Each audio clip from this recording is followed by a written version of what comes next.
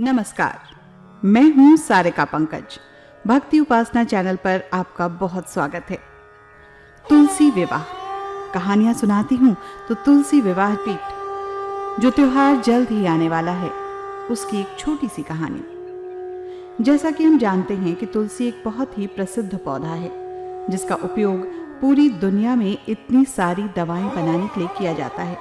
औषधीय गुण तो है ही, लोग अच्छे स्वास्थ्य और अपने मूड को तरोताज़ा रखने के लिए भी तुलसी के पत्तों का सेवन करते हैं। अगर आपने कभी गौर किया हो तो आप पाएंगे कि भारत में अपने ज्यादातर घरों में तुलसी का पौधा देखा होगा। ये दो कारणों से होता है।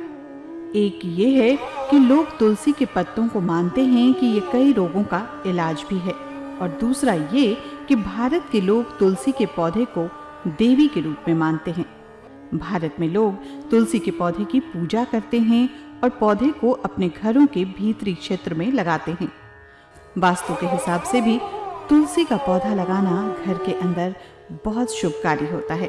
भारत की महिलाएं तुलसी के पौधे को देवी के रूप में पूजती हैं। उनका मानना है कि तुलसी के पौधे की पूजा करने से उनका परिवार हमेशा खुश और स्वस्थ रहता है। तो इसलिए आपकी दोस्त सारिका पंकज आपके लिए तुलसी के गुणों के साथ साथ तुलसी विवाह संस्कृति के बारे में एक छोटी सी कहानी लेकर आई हूँ। तुलसी विवाह के पीछे पौराणिक कथा क्या है और पूजा करने के लिए सबसे अच्छा मुहूर्त क्या है। तुलसी विवाह के पीछे एक कथा ये है कि जिन लोगों को बेटी नहीं होती वो कन्यादान की रस्मों से खुद को अलग महसूस करते हैं, इसलिए वो तुलसी विवाह करते हैं।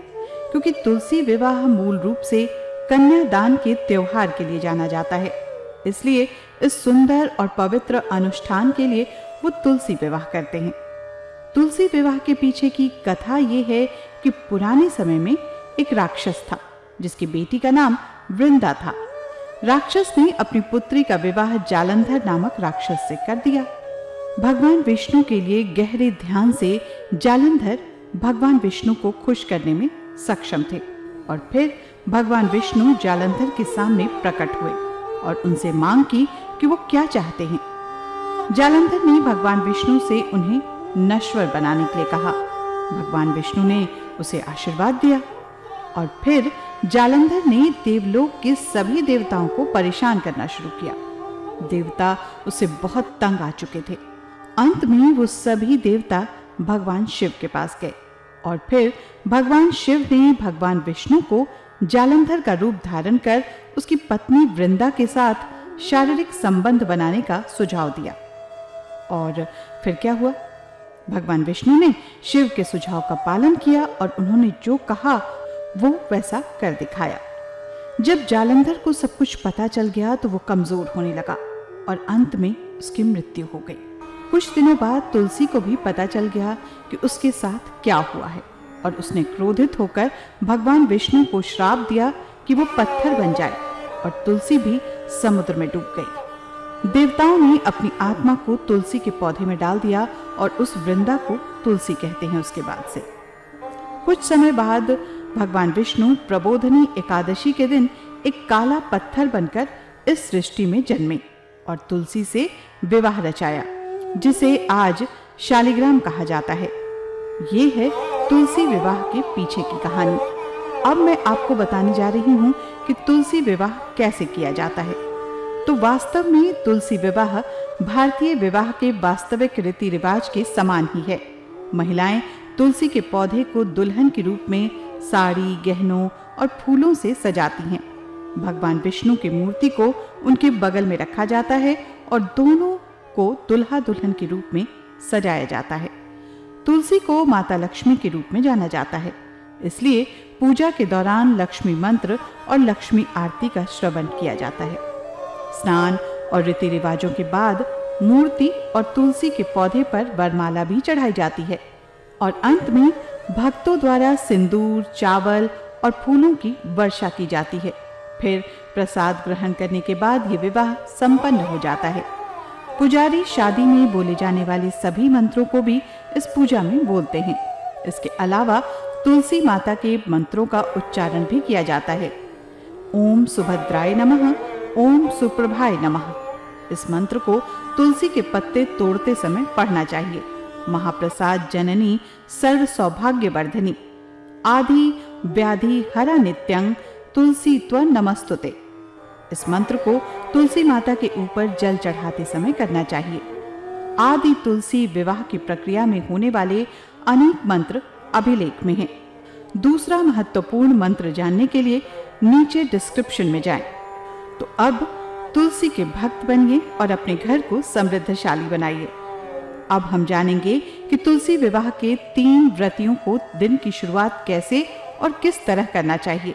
एकादशी व्रत सुबह ब्रह्म मुहूर्त में जागकर स्नान करें और व्रत का संकल्प लें। घर के सभी सदस्य इस विवाह के लिए तैयार हो जाएं। सुबह सबसे पहले तुलसी माता और भगवान विष्णु की पूजा आराधना की जाती है। उनके सामान्य पूजा सुबह के समय की जाती है और शाम के समय तुलसी विवाह का पूजन आरंभ होता है। तुलसी का पौधा हमेशा आंगन के बीच में उगाया जाता है। अगर कहीं और रखा गया हो तो इस दिन इसे आंगन के बीच में वापस रख लें। गोबर के लेप के साथ स्नान को गंगा जल के छिड़काव से पवित्र किया जाता है और 4 गन्नों की सहायता से मंडप बनाया जाता है।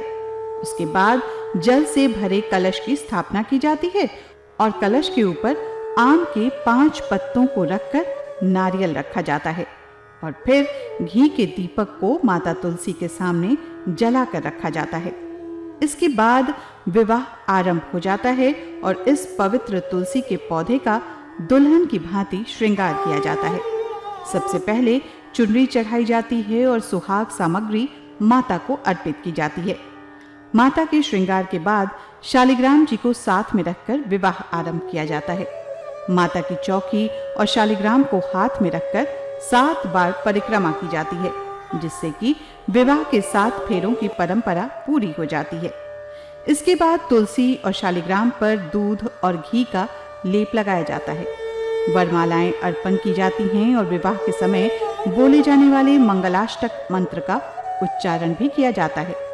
विवाह में भाजी, आंवला और विवाह की अन्य सामग्रियों को चढ़ाया जाता है। अंत में शालिग्राम और तुलसी की कपूर से आरती की जाती है और फल, मिठाई चढ़ाई जाती है। उसके बाद सभी मिठाई और फल को प्रसाद के रूप में ग्रहण करते हैं। हमें एक बात का विशेष ध्यान रखना चाहिए कि शालिग्राम पर चावल नहीं चढ़ाए जाते हैं, इसलिए चावलों की जगह तिल का इस्तेमाल करना चाहिए। ये थी कहानी तुलसी माता की। तो अब मुझे यानी सारिका पंकज को दीजिए अनुमति। हम फिर ऐसे ही धार्मिक और अनोखी कथा के साथ आपके लिए उपस्थित होंगे। चैनल को सब्सक्राइब करें और अपने मित्रों और परिवारजनों के साथ शेयर जरूर करें। सबको मालूम होगा कि तुलसी विवाह कब, कैसे और क्यों किया जाता है। धन्यवाद।